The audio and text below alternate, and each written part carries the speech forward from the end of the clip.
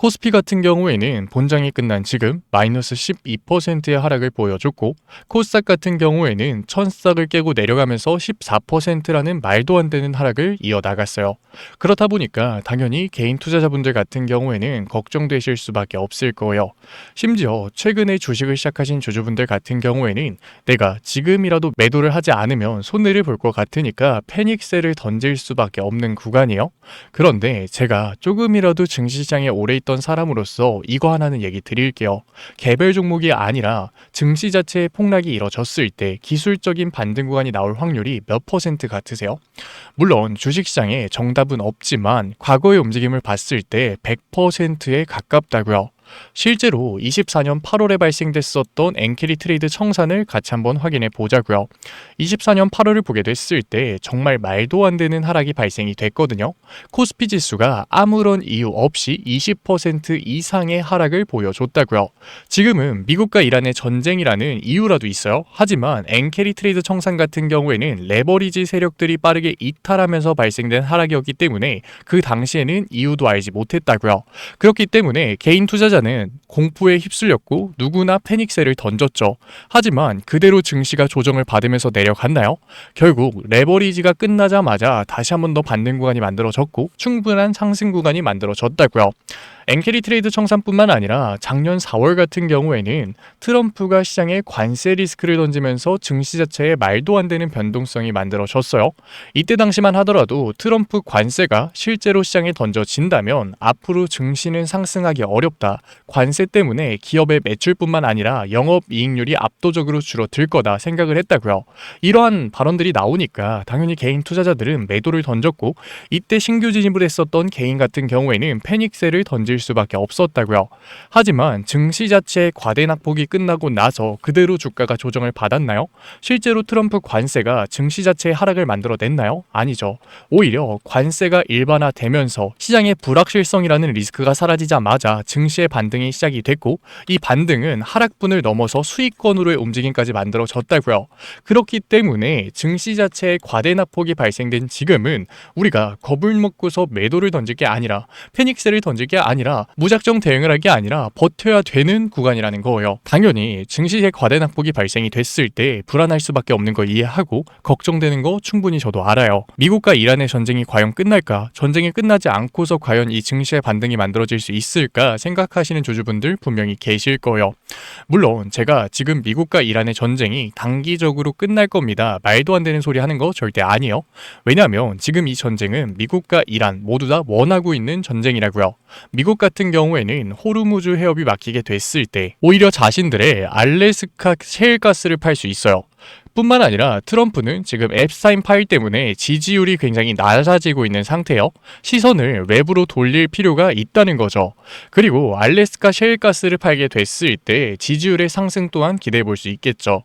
그리고 미국보다 이스라엘이 이 전쟁이 훨씬 더 필요하다고요. 왜냐면 이스라엘 같은 경우에는 3월까지 예산안이 통과되지 않는다면 네타냐후 총리는 자리에서 물러나야 돼요. 하지만 네타냐후 총리 지금 부패 혐의가 있기 때문에 자리에서 물러나게 됐을 때 당연히 감옥에 들어갈 수밖에 없다고요. 그렇기 때문에 이스라엘은 절대 이 전쟁을 쉽게 끝내고 싶어 하지 않아요. 당연히 단기적인 전쟁보다는 중장기적인 전쟁이 될 가능성이 굉장히 높죠. 이란 같은 경우에도 지금 온건파가 자리를 잡은 게 아니라 강경파인 하메네이의 둘째 아들이 자리를 잡으면서 쉽게 물러나지 않을 거다, 우리도 복수를 할 거다 얘기를 하고 있잖아요. 이러한 시점에 단기적으로 전쟁이 끝날 거니까 지금이라도 저점 구간의 매수 타점을 잡아가야 된다? 이거는 굉장히 위험할 수 있다고요. 그런데 제가 이렇게 얘기를 드리면 아니 전쟁이 길어질 거라고? 그러면 지금이라도 매도를 해야지 무슨 소리 하는 거야 생각하실 주주분들 분명히 계실 거예요. 하지만 반등 구간이 나오는 데 있어서 종전은 절대 중요한 요인이 아니라고요. 우크라이나 전쟁 생각해 보세요. 끝났나요? 끝나지 않았죠. 하지만 증시는 어떻게 됐어요? 결국 올라갔잖아요. 그리고 지금 증시의 하락폭이 커진 이유가 뭔가요? 일단 어제와 오늘 시장의 하락은 패시브 자본들의 이탈도 있지만 최근에 공격적으로 매수를 하고 있었던 개인들의 이탈이 발생되면서 낙폭이 훨씬 더 커진 건 팩트예요. 그렇기 때문에 개인들의 투심을 돌려놓을 만큼 강한 반등 구간이 만들어져야 된다고요. 그런데 그 첫 번째 트리거가 누가 준비를 하고 있나요? 금융당국이 10조 원의 증안펀드로 긴급 수혈을 하겠다 얘기를 했잖아요. 그렇게 됐을 때 바닥 구간의 반등이 만들어질 수 있고 개인들의 공포성 투매를 잠재울 수 있는 거라고요. 뿐만 아니라 지금 유가가 상승하면서 아시아 증시가 굉장히 강하게 하락하고 있는 모습을 보여주고 있는데 그 이유가 뭐냐면 지금 호르무즈 해협 같은 경우에는 중국은 60%, 일본도 70%, 한국도 70%가 넘는 원유가 통과하는 통로요. 기름길이라는 거죠. 그렇게 됐을 때 아시아의 유가가 올라갈 수밖에 없고 물가가 올라간다면 당연히 경기 침체가 발생될 수밖에 없잖아요. 그러니까 패시브 자본들이 빠르게 아시아 증시를 떠나가고 있는 거라고요. 그런데 지금 미국이 호르무즈 방어 의지를 표현했잖아요. 트럼프가 필요시에 유조선을 호송까지 하겠다라고 얘기를 했다고요. 지금 멕시코 연안에서는 호르무즈 해협에서 유조선을 호송하기 위한 전담팀이 준비가 됐다라는 카도라 통신도 나오고 있는 상태예요. 그렇게 됐을 때 가파르게 상승하고 있었던 유가가 안정을 띠게 된다면 패시브 자본들의 이탈 또한 줄어들 수 있는 거라고요. 실제로 마린 트래픽을 보게 됐을 땐 아직까지 호르무즈 해협에서 별다른 움직임은 나오고 있지 않아요. 하지만 유가에서의 진정세가 만들어지고 있고 미국 달러 지수 같은 경우에도 상승 추세를 보여주는 게 아니라 다시 한 번 더 보합권으로의 움직임을 보여주고 있잖아요.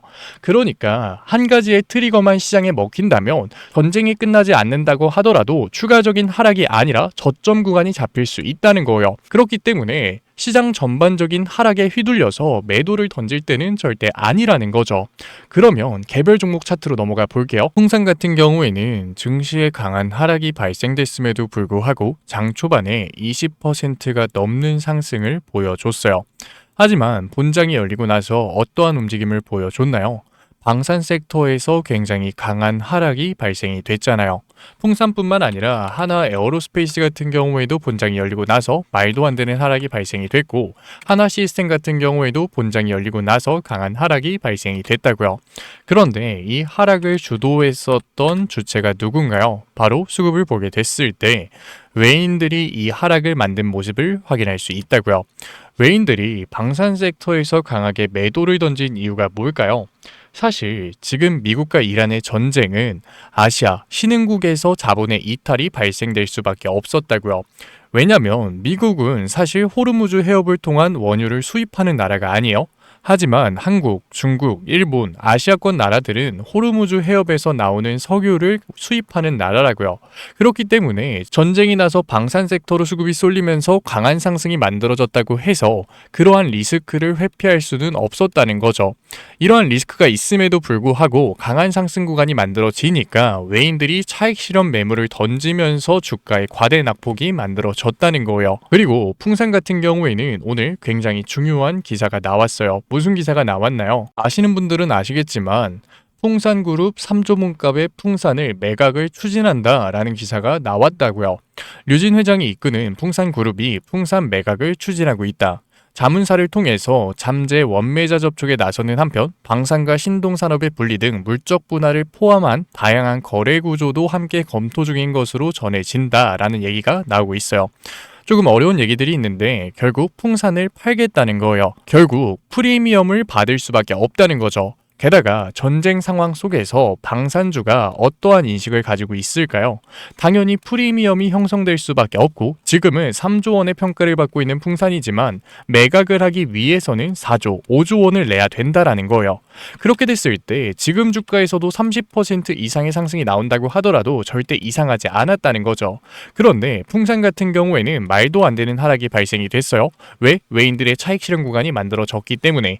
물론 물적 분할을 통해서 매각을 추진하게 됐을 때는 당연히 실망 매물들이 나오면서 추가적인 변동성 만들어질 수 있어요. 하지만 결국 물적 분할이 된다고 하더라도 현대 로템이나 하나 에어로스페이스 지금 계약을 맺고 있는 대기업들이 가져가겠다 얘기를 한다면 풍산의 방산 사업 같은 경우에는 개별 종목만으로도 3조의 몸값이 넘는다라는 증권사 보고서가 나오면서 추가적인 상승 구간이 충분히 만들어질 수 있었던 상황이라는 거예요. 하지만 증시 자체의 하락이 만들어졌고 아시아의 유가라는 문제가 생기면서 주가의 하락이 발생된 종목이라는 거예요. 그렇기 때문에 풍산 같은 경우에는 방산 섹터의 수급만 다시 한 번 더 들어온다면 전쟁이 장기화되는 이 시점에 방산에 대한 기대감이 올라간다면 가장 먼저 반등 구간을 만들 만들어낼 수 있는 종목이라는 거죠. 저점 구간이 굉장히 빠르게 잡힐 수 있는 종목이라고요. 그렇기 때문에 장 초반 강한 상승 이후로 윗꼬리 음봉 캔들이 만들어졌다고 해서 우리가 곧장 매도를 던질 게 아니라 풍산 같은 경우에는 다시 한 번 더 받는 구간이 만들어졌을 때 고점 부근에서 정리를 하면 되는 종목이라고요. 그래서 제가 풍산 같은 경우에는 위에 개인 번호 띄워드릴게요.